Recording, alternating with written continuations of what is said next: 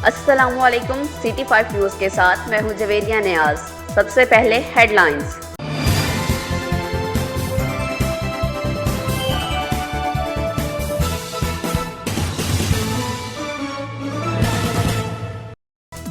Corona virus, शहर में दफा 144 नाफिज।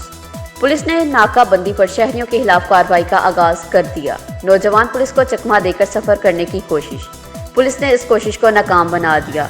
एक नौजवान ने खवातीन के लिबास पहनकर बाहर सफर करने की कोशिश की। मोटरसाइकिल पर सवार नौजवान की वीडियो सोशल मीडिया पर वायरल। जमशेद नामी नौजवान मोटरसाइकिल पर जा रहा है और पीछे इसका दोस्त खतून का लिबास पहनकर बैठा है। पुलिस ने केनाल बैंक रोड पर मुहाफिज टाउन के करीब नाके पर रोककर नौजवान को वार्निंग दी। जमशेद नामी मोटरसाइकिल सवार ने पुलिस को पीछे बैठे नौजवान को अपना कज़न बताया। खबरों से बाखबर रहने के लिए हमारा पेज ज़रूर लाइक कीजिए। जवेरिया नियाज को दीजिए इजाज़त। अल्लाह हाफिज़।